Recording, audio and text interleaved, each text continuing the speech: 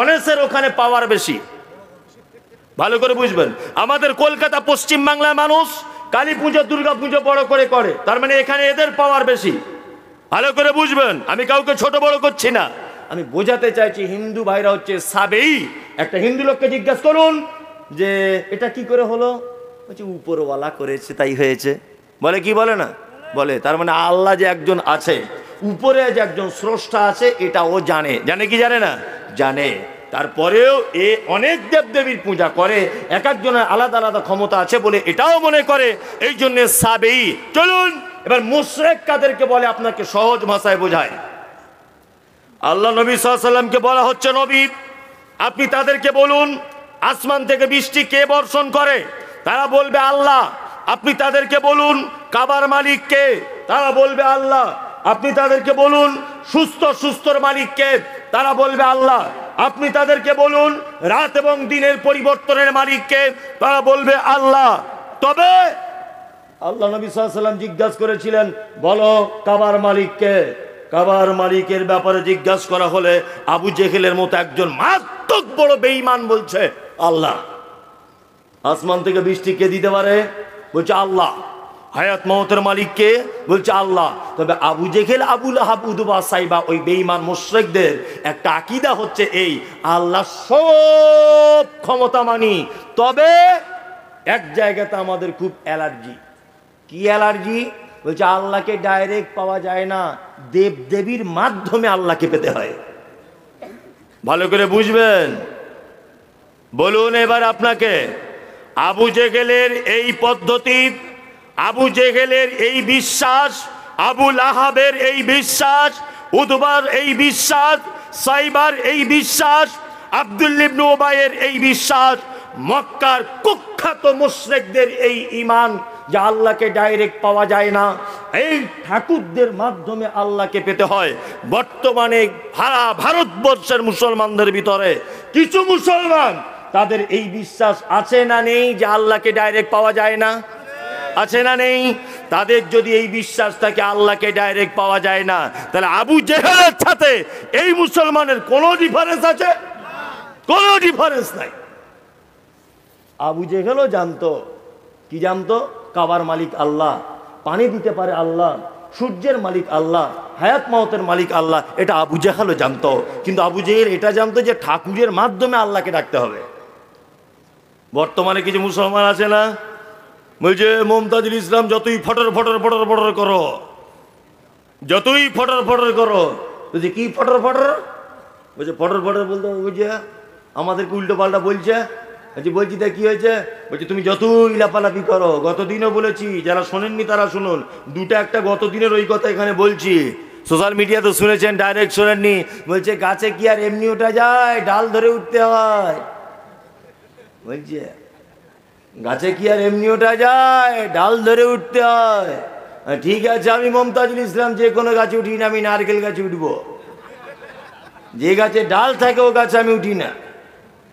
নে এবার তুই কি করবি কর, দেখ গাছে উঠতে পারি কি না। কি বললাম বুঝলেন না? ওসিলা। বলছে আল্লাহকে পেতে গেলে ওসিলা ধরতে হবে। আচ্ছা বলুন তো, ওসিলা ধরা ইসলামের জায়েজ না না জায়েজ? জি না, ভুল বলেছেন, ইসলামে ওসিলা জায়েজ, অবশ্যই জায়েজ, তবে সে ওসিলা আলাদা। কি বললাম বুঝলেন না? ওসিলা কি? এই আমার দিকে ফেরুন, গল্প করবেন না, আপনাকে বুঝিয়ে বুঝিয়ে বলছি। আল্লাহ তাআলা পবিত্র কোরআনে বলছে ফালিল্লাহিল আসমাউল হুসনা ফাদউ বিহা, অবশ্যই আমার অসংখ্য গুণাবলী নাম ধরে তোমরা আমাকে ডাকো। এটা আল্লাহ বলছেন। পাপ করেছেন, রাত দুটোর সময়তে উঠেছেন, 2 রাকাত নামাজ পড়ে আল্লাহকে এটা বলুন, আল্লাহ তোমার নাম গফুর, তুমি ক্ষমা করতে খুব ভালোবাসো, তুমি পরম ক্ষমাশীল। আল্লাহ তোমার নাম রহমান, তুমি অতীব দয়ালু। আল্লাহ তোমার নাম রাহিম, আল্লাহ তোমার নাম রাজ্জাক। আল্লাহ তুমি আমাকে রুজি দাও, আল্লাহ তুমি আমাকে কঠিন করে দাও, আল্লাহ তুমি আমাকে শক্ত করে দাও, আল্লাহ তুমি বিপদ থেকে উদ্ধার করো, আল্লাহ তুমি ওয়াকিল। এই রকম আল্লাহর নাম দিয়ে আল্লাহর কাছে চাওয়া জায়েজ। জায়েজ কি জায়েজ নয়? জায়েজ। 2 নম্বর ওসিলা ধরতে পারেন আপনি, আপনি আপনার ভালো কাজের মাধ্যমে ওসিলা ধরতে পারেন। ওই যে একটা ঘটনা মনে আছে, বানি ইসরাইলের 3টে যুবক ছেলে রাস্তা দিয়ে যাচ্ছিল, বিশাল একটা গর্তের ভিতরে তারা আটকে পড়ল। উপর থেকে একটা পাথর এসে তাদের গর্ত আটকে দিল। একজনা বলছে এখান থেকে বাঁচার কোনো রাস্তা নাই। বলছে জীবনে যদি কোনো ভালো কাজ করো তাহলে আজকে সেটা প্রকাশ করো, আল্লাহ চাইলে ওই ভালো কাজের মাধ্যমে আমাদেরকে উদ্ধার করবেন। একজনা বলল আল্লাহ আমাকে একজন সুন্দরী মহিলা ব্যভিচারের জন্য ডেকেছিল, আমি বলেছিলাম ইন্নিয়া কাফুল্লাহ, আমি আল্লাহকে ভয় করি। পাথরের 3 ভাগের 1 ভাগ সরে গেল। ঘটনা শুনেছেন? শুনেছেন? পুরু পাথর সরেছিল কি সরেনি? সরেছিল। মাঝে সাঝে যখন বিপদে পড়বেন তখন এই রকম করে দোয়া করবেন, কি আল্লাহ হে দেবকুণ্ড মাদ্রাসায় 20,000 টাকা দান করেছিলাম, মমতাজুল ইসলাম বক্তা হয়ে এসেছিল, আল্লাহ আজকে বিপদটা, ওই দানটা যদি আমি তোমার জন্যই করে থাকি তাহলে তুমি আমার এই বিপদ থেকে মুক্তি দিয়ে দাও, ইনশাআল্লাহ আপনার বিপদ থেকে মুক্তি পাবেন। নাম্বার 3, আর একটা ওসিলা চলবে। কি ওসিলা? খুব মারাত্মক ডিপলি একটা হাদিস বলছি, এই হাদিসটা আপনাকে বুঝতে হবে ধ্যান দিয়ে, তাছাড়া বোঝা যাবে না। একজন অন্ধ লোক, কি লোক? অন্ধ লোক আল্লাহর নবীর কাছে এসেছেন, এসে বলছেন আল্লাহর নবী আপনি একটু আমার জন্য দোয়া করে দেন। আল্লাহ, ভালো করে শুনবেন কিন্তু এই হাদিসটা খুব পেঁচালো হাদিস। লোকটা বলছেন আল্লাহর নবী আপনি আমার জন্য একটু দোয়া করে দেন। আল্লাহ নবী সাল্লাল্লাহু আলাইহি ওয়াসাল্লাম বলছেন তুমি ধৈর্য ধরো, তুমি ধৈর্য ধরো, ধৈর্য ধরো, আমার দোয়া পেতে চাও? বলছে হ্যাঁ আল্লাহ রসুল। বলছে ধৈর্য ধরো। লোকটা আবার বলছেন আল্লাহ নবী আপনি একটু আমার জন্য দোয়া করে দেন। আল্লাহ রসুল বলছে এই শোনো, ধৈর্য ধরো। ধৈর্য ধরে বসে আছে লোকটা। আল্লাহ নবী সাল্লাল্লাহু আলাইহি ওয়াসাল্লাম দোয়া করলেন। কে দোয়া করলেন? শুনুন, আল্লাহ নবী, তাই তো দোয়া করলেন। এবার লোকটা নিজে নিজে দোয়া করছেন, কি বলে দেখুন। এটা তিরমিজির হাদিস, সহিহ হাদিস, এখনই আপনাকে হাদিসটা বার করে দেখিয়ে দিতে পারি, চলুন। তখন লোকটা সাইডে গিয়ে দোয়া করছেন, আল্লাহ আমি একজন অন্ধ মানুষ, আল্লাহর নবী আমার জন্য দোয়া করেছেন, দয়া করে নবীর দুয়ার ওসিলা করে তুমি আমার চোখ দুটোকে ভালো করে দাও। কিসের ওসিলা করলেন? নবীর দুয়ার ওসিলা করলেন, তাই তো। চলুন আর একটা বুখারী হাদিস শোনায় আপনাকে, ওসিলা কেমন করে হয়। হযরত ওমরের নাম শুনেছেন? মারাত্মক লোক, তাই না? হযরত ওমর মারাত্মক। ওমর মানে খলিফা, তখন খলিফা, মুখ্যমন্ত্রী তখন কে?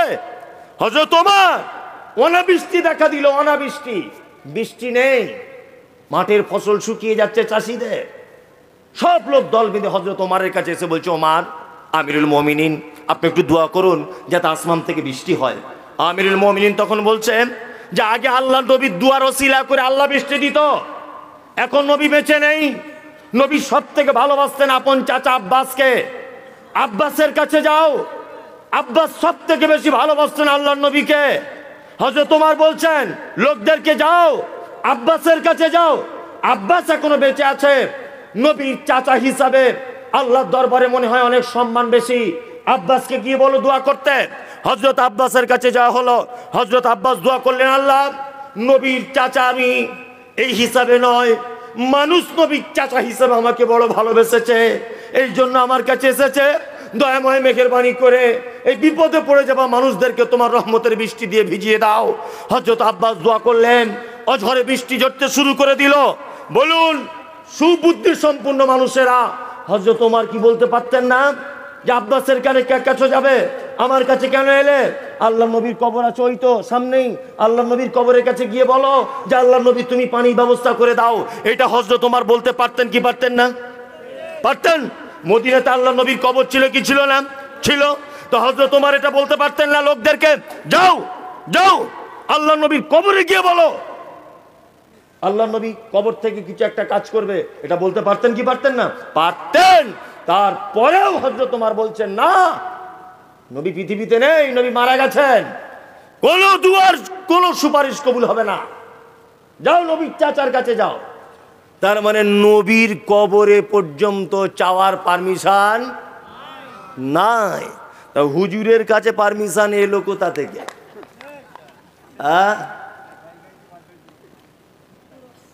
আলহামদুলিল্লাহ। এবার আপনাকে একটা মজার কথা বলি, ভাবছেন মনে হয় কি বলবে টলবে, এই দেখুন আপনাকে বলছি। এক, নামাজে একটা দরুদ পড়েন, সবাই পড়েন তো? হ্যাঁ, আল্লাহুম্মা সাল্লি আলা মুহাম্মাদ ওয়া আলা আলি মুহাম্মাদ। বাংলা মানে হলো আল্লাহ শান্তি বর্ষণ করো মুহাম্মাদের উপরে এবং তার পরিবারের উপরে, কামা সাল্লাইতা আলা ইব্রাহিম, যেমন তুমি শান্তি বর্ষণ করেছিলে ইব্রাহিমের উপরে, ওয়া আলা আলি ইব্রাহিম, এবং ইব্রাহিমের পরিবারের উপরে। এটা করেছি কি করিনি নামাজে? করি। আল্লাহুম্মা সাল্লি আলা মুহাম্মাদ, আল্লাহ শান্তি বর্ষণ করো মুহাম্মাদের উপরে। বলুন এবারে, সারা পৃথিবীতে যত মানুষ বর্তমান আছে, গত হয়ে গেছে এবং আগামীতে আসবে, সব থেকে দামি মানুষ নাম কি? মুহাম্মদ সাল্লাল্লাহু আলাইহি সাল্লাম।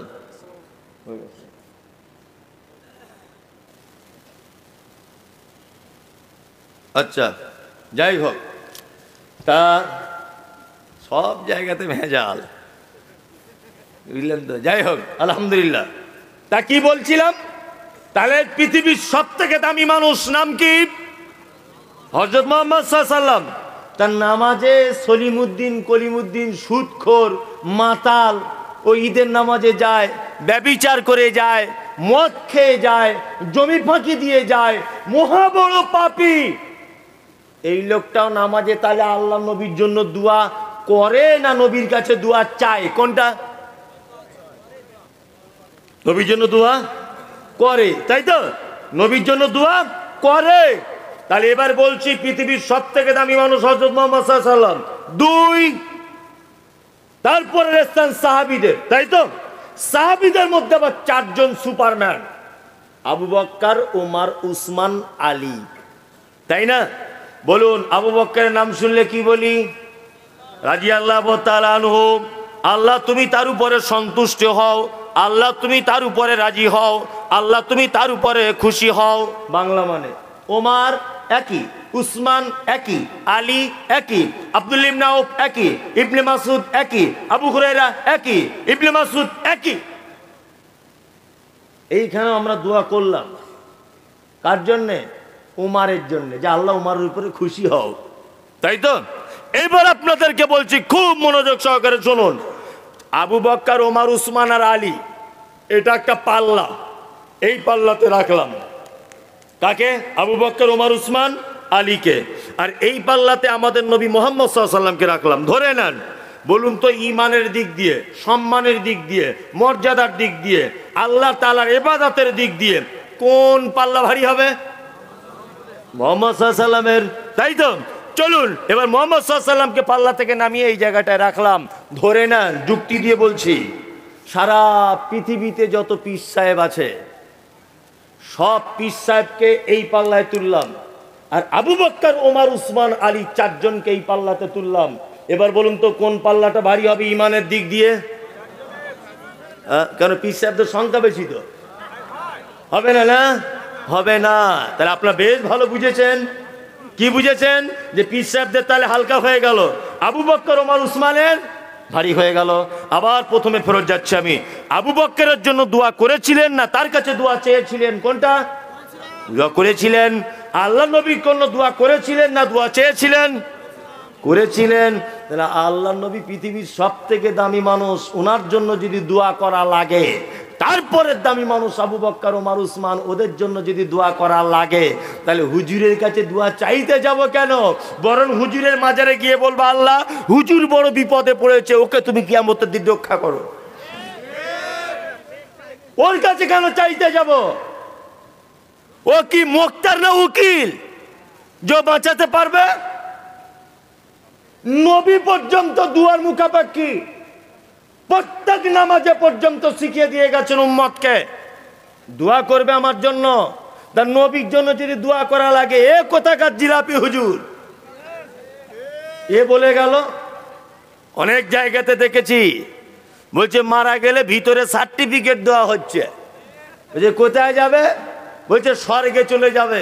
তা মনে মনে বলছি, তোমার হুজুরই তো কিয়ামতের মাঠে নৌকা চালাবে, ও তো নিজেরই ঠিক নাই। কি আশ্চর্য ব্যাপার! এদের উচিত শিক্ষা ঠিক এইভাবে দিতে হবে। কেমন ভাবে জানেন?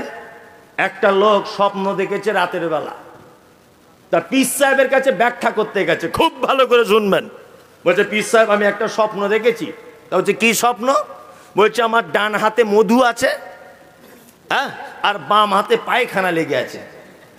তা বলছে তারপরে কি স্বপ্নটা কেমন হলো? বলছে আমি ডান হাতটা আপনাকে দেখাতে এসেছি, বাম হাতটা আপনাকে দেখাতে এসেছি। তখন বলছে ওরে বাবা, দুটো হাতই দেখাতে এসছো? বলছে হ্যাঁ। বলছে হুজুর তারপরে দেখছি একটা জিনিস। তো বলছে কি? বলছে আমি যেন মধু আর পায়খানাটা নিয়ে আপনার কাছে আবার জানতে এসেছি। তো বলছে কি হলো তারপরে? বলছে হুজুর তারপরে আমি জানতে এসেছি, স্বপ্নে ঘুমিয়ে ঘুমিয়ে দেখতে পেলাম যে, না সরি ভুল হচ্ছে, বলছে হুজুর একটা স্বপ্ন দেখেছি। তা বলছে কি? বলছে আমার হাতে যেন মধু, এই আপনার হাতে যেন মধু আর আমার হাতে যেন পায়খানা। ঘটনাটাই বলতে ভুল হচ্ছিল যে আমার হাতে পায়খানা, আপনার হাতে আছে মধু। তখন পীর সাহেব বলছে দেখেছ পীরের কত কেরামতি, তুমি পাবলিক বলে তোমার হাতে পায়খানা, আমি পীর ওই জন্য আমার হাতে মধু। বলছে হুজুর স্বপ্ন শেষ হয়নি। বলছে তাহলে এরপরে কি আছে? বলছে তারপরে দেখছি আপনি আমার হাতটা চেটে খাচ্ছেন, আমি আপনার হাতটা চাটছি। কি বলছি বুঝতে পারছেন? হ্যাঁ, মারাত্মক ব্যাপার। মানে ও বলতে চাইছে যে আমার হাতে পায়খানা, আপনার হাতে মধু, স্বপ্ন দেখছি। হুজুর বলছে মধু হবে না, আমি পীর সাহেব আর তুমি সাধারণ লোক, তুমি পেয়ারার ব্যবসা করো, তোমার হাতে মধু হবে? পীরের কেরামতি নাই। ও তখন বলছে হুজুর স্বপ্ন আমার শেষ হয়নি। তা বলছে কী করতে হবে? স্বপ্ন শেষ হয়নি বলছে তারপরে স্বপ্নে দেখছি একটু ঘুম ভাঙানোর পরে আবার ঘুমিয়ে গিয়ে যে মধু আপনার হাতে ওইটা আমি চাটছি আর আমার হাতে পায়খানাটা আপনি চাটছেন। মারাত্মক ব্যাপার। এদের উচিত শিক্ষা এইভাবে দিতে হবে, তাছাড়া এই জাতিকে বাঁচানো সম্ভব সম্ভব নয়। মুশরিক এর আকীদা যদি এই হয়, এর চিন্তাধারা যদি এই হয় যে আমার দাদুর মাধ্যম দিয়েই আল্লাহকে পাওয়া যাবে, তাহলে আবু জেহেলের সাথে ওর আর কোনো পার্থক্য নেই। আছে ভালো পাবলিকের মাথা ওয়াশ করে দিয়েছে, বলছে আমরা জলসা করবো, একটা করে ইট আনো আর 100 করে টাকা আনো। ভালো করে বুঝবেন, আরে 100 করে টাকার একটা করে ইট দিয়ে যদি জান্নাত চলে যাওয়া যায়, লোকার নামাজ কালাম পড়ে বলুন? কি আশ্চর্য ব্যাপার! একটা করে ইট আর 100 করে টাকা নে মাথায় হাত বুলিয়ে দিয়ে বলছে তুমি স্বর্গে চলে যাবে। আর এ তো গরু ছাগলের মতো কিছু বুঝে না, এ ভাবছে বাবা বড় জায়গায় দিতে পেরেছি, সাংঘাতিক ব্যাপার। কি আশ্চর্য ব্যাপার! হুজুর যা ব্যাখ্যা করে আপনি অবাক হয়ে যাবেন। যদি বলছেন আপনি গীবত করছেন, আপনি এটা জানেন যে কয়েকটা মানুষের ব্যাপারে গীবত করা যায়? ধর্মীয় নেতা, ধর্মীয় নেতা কি নেতা নয়, অবশ্যই ভুলটা বলে দিতে হবে। গোপ রেখেছে এত বড়, হাসলেও বোঝা যায় না, কাঁদলেও বোঝা যায় না, আবার কালার করে রেখেছে। আর হালকা ফতুয়া পাঞ্জাবি পরে চাইনিজ হুজুর, বুঝলেন তো? কি আশ্চর্য ব্যাপার! আরে পীরে পীরে যদি মারামারি লাগে তাহলে ভক্তরা স্বর্গে না নরকে? হ্যাঁ, একজনা বলছে শিরায় শিরায় ভক্ত, এই রক্ত, আরেকজনা বলছে ভাইজানের ভক্ত, আর ওর নিজের চাচা স্লোগান দিচ্ছে শিরায় শিরায় রক্ত, খ্যাকশিয়ালের ভক্ত। শুনেছেন? মানে ভাই ভাই পীরে পীরে মারামারি। তা খোদায় খোদায় যদি লড়াই হয়, বান্দারা কি করবে? কঠিন ব্যাপার। মুশরিক কাকে বলে এটা আপনাকে বলে দিলাম। যাদের আকীদা এই আছে যে আল্লাহকে ডাইরেক্ট পাওয়া যায় না, মাধ্যম ধরে আল্লাহকে ধরতে হয়, অবশ্যই এরা হচ্ছে মুশরিক। চলুন এবার আপনাদেরকে মোমেন্টটা বলবো, বলে চলে যাব। এক, আচ্ছা বলুন তো ঈমান কটা বিষয়ের উপরে রাখতে হয়? একদম ঠিক, এ মাদ্রাসা মৌলভী সাহেব না? হ্যাঁ, আমি তাই তো ভাবছি যে ও কেন ফটফট করে সব কথা বলে দিচ্ছে। হ্যাঁ, তার মানে পেটে কিছু আছে ওর। আর এমনি যারা বলতে পারছে না, ও গোপাল ভাঁড়ের মতো শুধু মাথা নাড়ছে। কাল সকালে বলবে আরে মমতাজুল কেমন বক্তা, শালা সাংঘাতিক বক্তা, সাংঘাতিক। ও হাসের মাদানি কি বক্তা, ও হরমুজার কি বললো, শওকত আর কি বলেছে, ফাটাফাটি করে দিয়ে চলে গেছে। একদম পীর মুড়ি সব লুঙ্গি খুলে এক গাছে তুলে দিয়েছে। যদি বলে আরে কি বলেছে ওইটাই তো মনে নেই, তবে দিয়েছে শালা সাংঘাতিক। এটাই আপনার সকালবেলার উত্তর হবে, হবে না? দিয়েছে কিন্তু কঠিন দিয়েছে। আমি আবার আসছি পাশে, নতুন লিঙ্গি কিনেছি আবার খোলার জন্যে, ওখানে নিয়ে আসবো ইনশাল্লাহ। আর আমি বলে দিয়েছি আমি শাবল কুড়ুল দিয়ে কারুর ভাঙতে যাব না, তবে আমি বক্তব্যের মাধ্যমে সোশ্যাল মিডিয়াতে যত বক্তা সবাইকে বলে দিয়েছি, বেরাদার রাহুল শাহিনুর সবাইকে বলে দিয়েছি ফোন করে করে, এখন একটাই বিষয় যে পীর পূজারি পীর বলে ইসলামে কিছু নেই, এই ব্যাপারে শুধু বক্তব্য চালাও। আর রাহুলকে বলে দিয়েছি সব নাম্বার আমি জোগাড় করছি, তুই শুধু মোনাজারা কর, শুধু মোনাজারা কর আর মোবাইলে ছাড়। কি বললাম বুঝলেন না? আর আবু বক্কর বলে একটা ছেলে দেখবেন ঝাড়খণ্ডের বাড়ি, হ্যাঁ আবু বক্কর, খুব ফলো করবেন, ও এই হাশেম মাদারি মাদ্রাসার ছাত্র, এটা জেনে রাখবেন। ও কিন্তু এখনো কমপ্লিট করেনি, এবার মনে হয় তিরিমিজি শরীফ পড়ছে। তা আল্লাহ এত দিমাগ কাজ করেছে ওকে, আমি অনেক সময় অনেক হাদিস ওকে জিজ্ঞেস করি, হ্যাঁ জিজ্ঞেস করি ওকে, আর আবু বক্কর এটা কোথায় আছে রে, খাট করে কম্পিউটার টিপে বলে দেবে মৌলী সাহেব এটা ওখানে আছে, দেখে নেন। আল্লাহ আকবার, আল্লাহ সবাইকে সব গান দেয় না, সবাইকে দেয় না। দেখবেন আর মোটামুটি 10 বছর অপেক্ষা করুন, পীর সাহেবের বউরা বড় বড় তাল গাছের পাকা তৈরি করে হাওয়া করছে, হ্যাঁ মানে মাছি তাড়াবে ইনশাল্লাহ। মানুষ যা হচ্ছে এখন সচেতন, তাড়াতেই হবে। চলুন এবার আপনাকে বলছি মোমেন, 6টা বিষয় ইমান রাখলে ইমান হয় কটা? 6টা। এক, আল্লাহকে এক বলে মানা, নবীকে শেষ নবী বলে মানা, কোরআনের প্রতি বিশ্বাস করা, কেতাবের প্রতি ইমান রাখা, আর ফেরেশতাদের প্রতি ইমান রাখা, আখিরাতের প্রতি ইমান রাখা, ভাগ্যের ভালো মন্দের উপরে ইমান রাখা। আপনাদের গ্রামে একটা ছেলে MA পাস, আচ্ছা বলুন তো তাকে কেউ স্যার বলে ডাকে?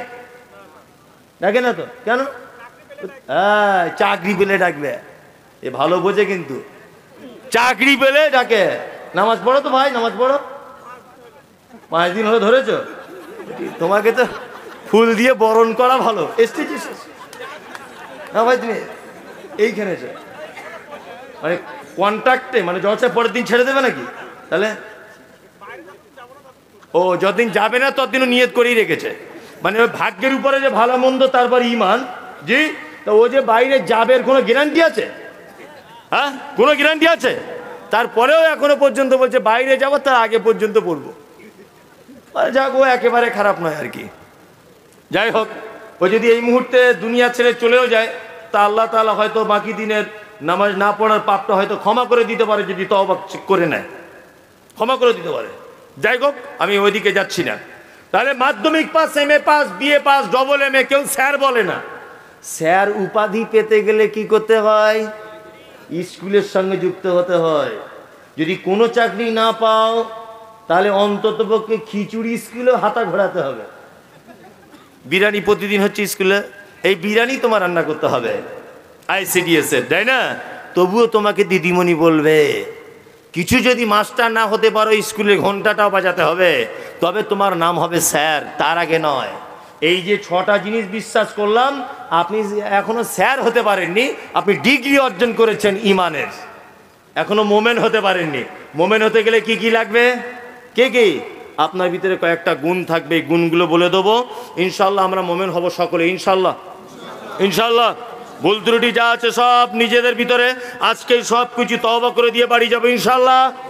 ইনশাল্লাহ, মাশাআল্লাহ। একটা একটা করে শুনুন, আল্লাহ বলছেন, ইন্নামাল মুমিনুনা আল্লাযীনা ইযা যুকিরাল্লাহু ওয়াজিলাত কুলুবুহুম ওয়া ইযা তুলিয়াত আলাইহিম আয়াতুহু যাদাতুহুম ঈমানান ওয়া আলা রাব্বিহিম ইয়াতাওয়াক্কালুন।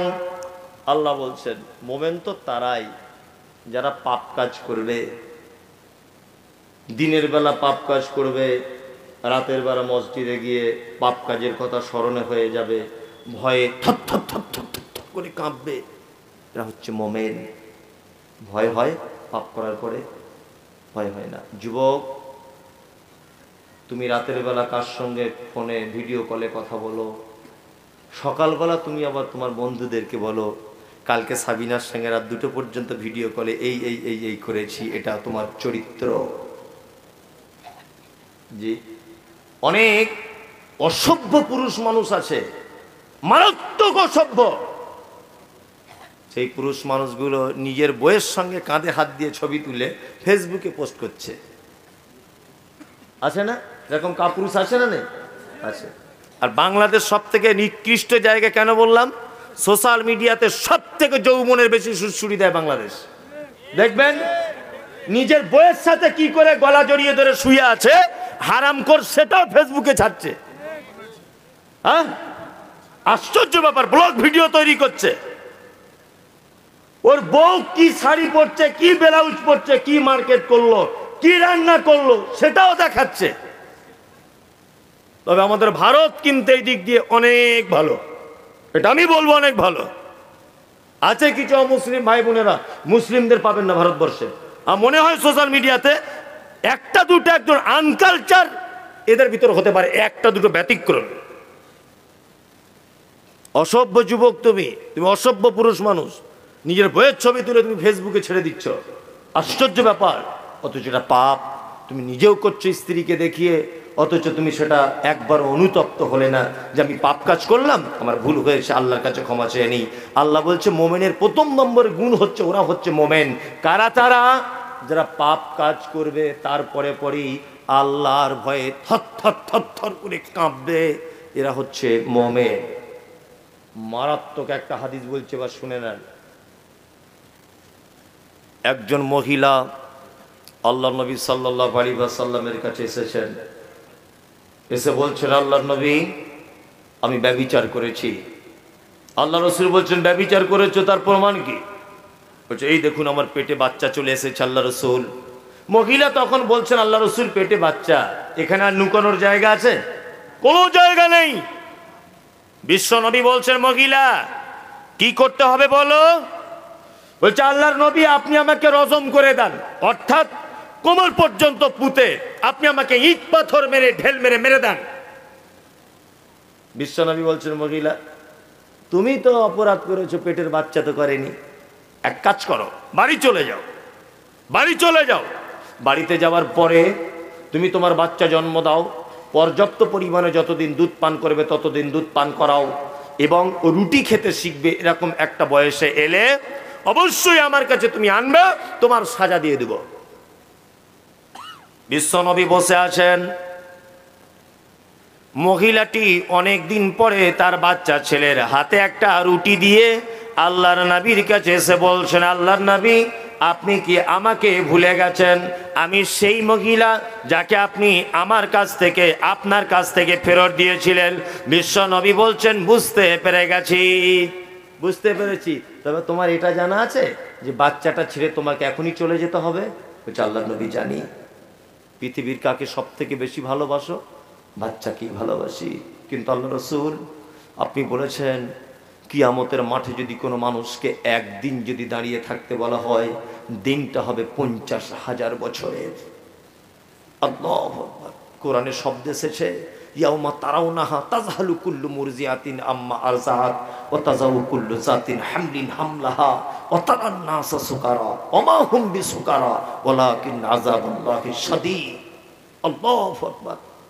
আল্লাহ কোরআনে বলছেন কিয়ামতের মাঠে পৃথিবীতে একজন নারী সব থেকে তার সন্তানকে বেশি ভালোবাসে। তার সন্তান নিচের দিক দিয়ে এমনিতে পড়ে যাবে, এমনিতে লজ্জাস্থান দিয়ে তার বাচ্চাটা পড়ে যাবে, মা বুঝতে পারবে না বাচ্চা কেমন করে হলো। বাচ্চা মায়ের পায়ের কাছে এসে বলবে মা একটু দুধ দাও, কলিজা ফেটে যাচ্ছে দুধ দাও। মা সেদিন তার বাচ্চার দুধ পান করানোটা ভুলে যাবে। আর মানুষগুলোকে দেখতে পাওয়া যাবে মাতালের মতো করে ঘুরছে। অমাহুম বিসুকারা, আল্লাহ বলছে তারা কেউ মদ পান করেনি। ওয়ালাকিন আযাবাল্লাহি শাদীদ, আমার কঠিন আযাবের ভয়ে তারা মাতালের মতো করে ঘুরছে। গোটা কিয়ামতের মাঠ ইয়া নফসি ইয়া নফসি ইয়া নফসি। আল্লাহ আমার নফসের কি হবে, আমার নফসের কি হবে? ওই দূর থেকে একজন মানুষ শুধু বলবেন ইয়া উম্মতি ইয়া উম্মতি ইয়া উম্মতি। তিনি হচ্ছেন মুহাম্মদ সাল্লাল্লাহু আলাইহি ওয়াসাল্লাম। আল্লাহর নবী আপনি বলেছেন কিয়ামতের মাঠে যদি একদিন দাঁড়াতে বলা হয় 50,000 বছর, আমাকে যদি জাহান্নামের আগুনে একদিনের জন্য যদি নবী রাখা হয়, সেই দিনটা হবে 50,000 বছরের। নবীজি আমার এই জেনা করার কারণে যদি আমাকে আল্লাহ একদিনের জন্য জাহান্নামে দেয়, 50,000 বছর আমাকে জাহান্নামের আগুনে পুড়তে হবে। তার থেকে নবী আমার কলিজার নিংড়ানো সন্তানকে ফেলে দিয়ে আমি যদি আপনার সাজা যদি গ্রহণ করি, কোরআনের সাজা যদি গ্রহণ করি, অবশ্যই আমি কিয়ামতের মাঠে বাঁচবো কি বাঁচবো না? আল্লাহ নবী বলছেন মহিলা অবশ্যই তুমি বেঁচে যাবে। আল্লাহ নবী বলছেন বাচ্চাটা একজনকে দিয়ে দাও। একজনকে দিয়ে দেওয়া হলো বাচ্চাটাকে কোলে ধরে দাঁড়িয়ে আছে। মহিলাকে নিয়ে যাওয়া হলো ফাঁকা ময়দানে, কোমর পর্যন্ত পুঁতে দেওয়া হলো, ইট পাথর দিয়ে মহিলাটাকে মারতে শুরু করে দেওয়া হলো। আল্লাহ নবীর একজন সাহাবী নাম হলো তার খালিদ বিন ওয়ালিদ। খালিদ বিন ওয়ালিদ বলছেন, এত বড় একটা পাথর নিয়ে আমি এম করে মেরেছি তার মুখে, মহিলাটার মুখ থেকে রক্ত ছিটকিয়েছে, আমার মুখে লেগে গেল। আমি তাকে ভৎসনার সুরে বললাম, হে অপবিত্র মহিলা, হে ব্যভিচারকারিণী মহিলা, এই বদমায়েশ মহিলা, তোমার রক্ত আমার পবিত্র মুখে লেগে গেল। এই বলে যখন গালাগালি করছে, আল্লাহ নবী ঈসা সাল্লাম দরজা খুলে বার হয়ে বলছে, কে তোমরা ভৎসনা করছো বলো। খালিদ বিন ওয়ালিদ বলছেন, আল্লাহর নবী আমি। বিশ্ব নবী বলছেন, খালিদ শোনো, এই মহিলাটা ব্যভিচার করেছে, তার বাচ্চা জন্ম দিয়েছে, নিজের কলিজা নিংড়ানো সন্তানকে এই দেখো কার কোলে রেখে দিয়ে নিজে মরতে বসেছে আল্লাহর ভয়ে, আল্লাহ আযাবের ভয়ে। আমি মুহাম্মদ সাল্লাল্লাহু আলাইহি ওয়াসাল্লাম বলছি, এই মহিলাটি যে তওবা করেছে, এই মহিলাটি আল্লাহকে যে ভয় করেছে, এই মহিলাটি আল্লাহর দরবারে যতটা ক্ষমা পেয়েছে, এর ক্ষমাটা যদি, এর ওই অনুতপ্তটা যদি মক্কার একেবারে পাপী মানুষদের মাঝখানে বিলি বন্টন করে দেওয়া হয়, অজস্র পাপী মানুষ যারা কোনোদিন জান্নাতে যাবার চান্স পাবে না, ওই একজনের তওবা করার কারণে তারাও সব ক্ষমা পেয়ে যাবে। আল্লাহু আকবার। আল্লাহ তাআলা বলছেন, ইন্নামাল মুমিনুনা আল্লাযীনা ইযা যুকিরাল্লাহ, মুমিন তো তারাই যারা পাপ করবে, পাপ করার পরে পরে ভয় হয়ে গেলে ভয়ে থরথর করে কাঁপবে। আল্লাহ আমার স্ত্রীর সঙ্গে পাপ করেছি, আল্লাহ আমার বোনের সঙ্গে ভুল করেছি, আল্লাহ আমার ভাইয়ের সঙ্গে ভুল করেছি, আল্লাহ তুমি আমাকে ক্ষমা করে দাও। দুই, আল্লাহ তাআলা বলছেন, ওয়াইজা তুলিয়াত আলাইহিম আয়াতুহু যাদাতুহুম ঈমানাও ওয়া আলা রাব্বিহিম ইয়াতাওয়াক্কালুন। মুমিন হচ্ছে দ্বিতীয় নম্বরে গুণে গুণান্বিত। তাদের সামনে যখন আমার নিদর্শনাবলী যখন পেশ করা হয়, তখন তার ঈমান, যাদাতুহুম ঈমানা, তার ঈমান বৃদ্ধি পায়, তার ঈমান বেড়ে যায়। এখানে ব্যাখ্যা দুই প্রকারের। এক, কোরআনের আয়াত পড়লে ঈমান বাড়ে। বাড়ে কি বাড়ে না? বাড়ে। আপনাদের বাড়ে? বাড়ে না। মনে আছে হযরত ওমর রাস্তা দিয়ে যাচ্ছিলেন, আর কোরআন তেলাওয়াত শুনে, বিস্তারিত ঘটনা ওর বোনের ব্যাপারে, কোরআন শুনে মুগ্ধ হয়ে ইসলাম কবুল করেছিলেন। ঘটনা মনে আছে? মনে আছে? আজও পর্যন্ত এখানে কোন হাজী সাহেব আছেন স্টেজে? কে হাজী সাহেব আছেন? হাজী সাহেবকে দিয়ে কথাটা ভালো প্রমাণ করা যাবে। ভেতো বাঙালি ভাত খায়, কিছু বুঝে না, বাংলা একটু আধটু পড়তে জানে, আরবির হ বুঝে না। এই রকম লোক দেখবেন কাবা শরীফে হজ করতে যায়।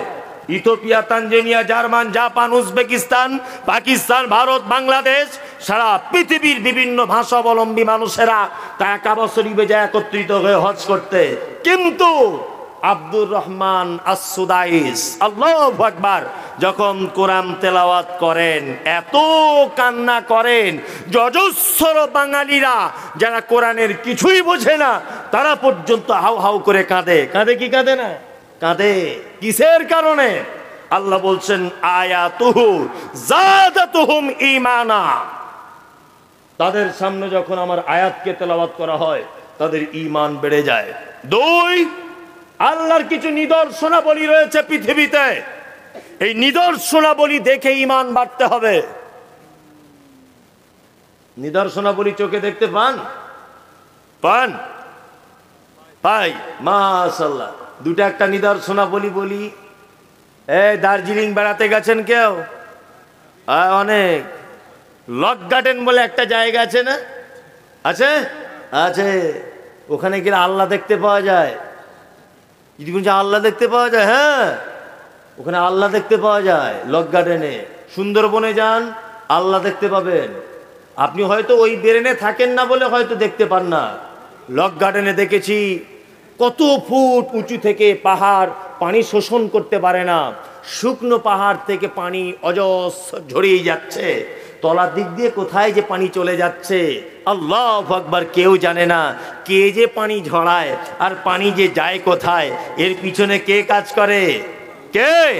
আল্লাহ। আশ্চর্য ব্যাপার। কুকুরকে দেখেছেন ডুমুরের পাতা খেতে? কুকুর ডুমুরের পাতা খায় মাঝে সাঝে, দেখেন না? খায় তো? খায়। কুকুর কি তৃণভোজী প্রাণী? কেউ অন্য পাতা খায় না, ডুমুরের খায় কেন? কে শেখালো? কে এটা কে বলে দিল যে তুই অসুখে পড়ে গেলে ডুমুরের পাতা খাবি? কে বলল? সব গাছের পাতা দেখবেন সোজা। নিম গাছের পাতা দেখেছেন করাতের মতো ক্যাচকাটা ক্যাচকাটা দেখেছেন? হ্যাঁ, ডাক্তারবাবুরা বলে কি বলে যে যদি তোমার কোনো ইনফেকশন হয়, ফোঁড়া টোড়া হয়, নিমের পানি গরম করে নিমের পাতা ওই জায়গাটা বারবার ধৌত করবে, বলে না ডাক্তাররা? খাঁচকাটা খাঁচকাটা কেন? আপনি গোলাম হোসেন ভাত খান আর ঘুমান, আপনার কোনো বুদ্ধি কাজে লাগান না। ও জীবাণুকে করাতের মতো ক্যাচ ক্যাচ করে কেটে দেয়। এটা ইশারাতে বুঝে নিতে হবে। মুহাম্মদ সাল্লাল্লাহু আলাইহি ওয়াসাল্লাম মৃত মানুষকে গোসল করাতে বলেছেন কুলের পাতা দিয়ে। বলুন তো তখনকার দিনে কুলের পাতা বেশি ছিল না খাজুরের পাতা বেশি পাওয়া যেত? খাজুরের কুলের পাতার কথা কেন বললেন? কোনোদিন ভেবেছেন? ভাবেননি। আপনি নারে তাকবীর আল্লাহু আকবার দিয়ে বাড়ি চলে গেছেন। অথচ চিকিৎসা বিজ্ঞানীরা বলছে যে কুলের পাতা এমন এক জীবাণুনাশক একটি জিনিস যে অবাক হয়ে যাবেন। কারুর স্কিনের উপরে দাঁত, হাজা, চুলকানি, পাচড়া যাই হোক, কুলের পাতা পানিতে দিয়ে ভালো করে ফুটিয়ে ওই পানি দিয়ে ওই জায়গাগুলো ভালো করে ধৌত করবেন, 1 সপ্তাহে ভালো হয়ে যাবে ইনশাল্লাহ। যদি এতে ভালো না হয়, পাতাটা ভালো করে পেস্ট করবেন মিক্সচার মেশিনে বা শিল নোড়াতে, হালকা একটু গরম করে ওই ক্ষত জায়গাতে, ফোঁড়াতে, কাটা জায়গায় লাগিয়ে দেবেন। দামি ঔষধে যে কাজ না হবে ওর থেকে বেশি কাজ কুলের পাতায় হবে। মানে মুহাম্মদ সাল্লাল্লাহু আলাইহি ওয়াসাল্লাম যেখানে হাত দিয়েছেন সেখানেই বরকত আছে না নেই? সেটাই ঠিক, হ্যাঁ কি না? তিনি বলেছেন 1500 বছর আগে কুকুর পোষা যাবে না, বিড়াল পুষতে পারো। 1500 বছর আগে বলেছেন কুকুর পোষা যাবে না, বিড়াল পুষতে পারো। কুকুরও পোষার পারমিশন আছে অন্য পদ্ধতিতে, সেটা বলছি না। কুকুর বাড়িতে ঢং করে রাখবে না। আজকে চিকিৎসা বিজ্ঞানীরা প্রমাণ করছে কুকুরের লালাতে এত বিষ, এত জার্ম আছে যে কুকুরের 1 ফোঁটা লালা যদি কারুর পেটের ভিতরে চলে যায় সে জলতঙ্ক রোগে আক্রান্ত হবে। বলুন মুহাম্মদ সাল্লাল্লাহু আলাইহি ওয়াসাল্লাম যে নিষেধ করেছেন 1500 বছর আগে যে কুকুর বাড়িতে রাখবে না, তখনকার দিনে কি লালা পরীক্ষা করার যন্ত্র ছিল? ছিল না। তার মানে তিনি হচ্ছেন পৃথিবীর সবথেকে বড় বৈজ্ঞানিক। অথচ বিড়ালের ব্যাপারে পাড়া গ্রামে একটা ভাষা আছে যে বিড়ালের লোম যদি গালে চলে যায় হাঁপানি রোগ হয়। পাড়া গ্রামে বলে না যে দমের শ্বাস নিঃশ্বাসে কষ্ট হয়, বলে না? এটা একেবারেই মিথ্যা কথা। যদি বলছেন আপনি কি ডাক্তার নাকি, জি না, আমি মোবাইলে বিভিন্ন ওয়েবসাইটে, আমার ল্যাপটপে বিভিন্ন ওয়েবসাইটে গিয়ে এগুলো খুঁজে খুঁজে বার করি যে হযরত মুহাম্মদ সাল্লাল্লাহু আলাইহি ওয়াসাল্লাম কুকুর পুষতে কেন মানা করলেন। এক অবাক ব্যাপার। আল্লাহর নিয়ামত আপনি অস্বীকার করার কোনো জায়গা পাবেন না। এই দেখুন আল্লাহ তাআলা 2টো নিয়ামত আপনাকে বড় বড় দেখান। এক, আল্লাহ বলে মারাজাল বাহারাইনি ইয়ালতাকিয়ান বাইনাহুমা বারযাখুল লা ইয়াবগিয়ান। আল্লাহ বলছে 2টো সমুদ্রকে আমি পাশাপাশি মিলিয়ে রেখেছি, কিন্তু তাদের মাঝখানে রয়েছে মারাত্মক এক অন্তরাল। এ যদি ডান দিকে পানি নিয়ে যায় ও বাম দিকে যাবে, ওর পানি যদি সাদা হয় এর পানি সবুজ। দুইজনের মাঝখানে কোনো পিলার দেওয়া নাই, কোনো রকমের ভাবে ডিভাইডেটের জন্য আল বাঁধা নাই, কোনো রকমের পেপার দিয়ে কিছু ঘেরা নাই। আল্লাহ বলছে ওটা আমার কুদরতে হয়, ওটা আমার হুকুমে হয়। পৃথিবীর কোনো বৈজ্ঞানিক আজ পর্যন্ত প্রমাণ করতে পারে না এটা কোন বিষয়ের কুদরত রয়েছে। এটা ডাইরেক্ট বড় বৈজ্ঞানিক আমার আল্লাহর। মোবাইলে দেখেছেন না 2টো নদীর পানি 2 রকমের পাশাপাশি, কেউ কারোর সঙ্গে টাচ হচ্ছে না, দেখেছেন তো? আশ্চর্য ব্যাপার। আর একটা আল্লাহর নিদর্শন বলি আপনাকে দেখাই। আম্মা পড়া 2টো একটা সূরা মুখস্থ আছে? হালাতাকা হাদিসুল গাশিয়া মুখস্থ আছে? ওই কাঁধে কাঁধে হাতটা তুলুন তো একটু দেখি। হালাতা কাটা তুলুন। তুলছেন না কেন? যাদের নেই তারা কেন তুলবে? ওই যে জোর করে তুলবে না, জোর করে তুলতে হবে না। জি, ওখানে একটা আয়াত আছে। কি আয়াত? আফালা ইয়ানজুরুনা ইলাল ইবিলি কাইফা খুলিকাত। আছে না নেই? আছে। আল্লাহ বলছে সারা পৃথিবীর মানুষ শোন, উটকে কেমন করে বানালাম এইটা একবার দেখ। আফালা ইয়ানজুরুনা তোমরা তাকিয়ে দেখো, তোমরা কি দেখবে না উটের দিকে আমি আল্লাহ তাকে কেমন করে বানালাম। এটা তার বাংলা মানে। আচ্ছা বলুন, বনের রাজাকে সিংহ, তারপরে ছোট রাজা বাঘ, তারপরের রাজা হায়ানাক, তারপরের রাজা ধরে নেন শিয়াল, ধরে নেন আর কি যুক্তি তর্কের খাতিরে, তাই না? এইবার আপনাকে একটা কথা বলি, বনের সব থেকে বুদ্ধিমান প্রাণীর নাম কি? শিয়াল। শিয়াল মামার বুদ্ধি বেশি, তাই না? সব থেকে চতুর চালাক তার নাম শিয়াল। কি আল্লাহ এই কথা বলছেন না? আফালা ইয়ানজুরুনা ইলাল ইবিলি কাইফা খুলিকাত, উটের দিকে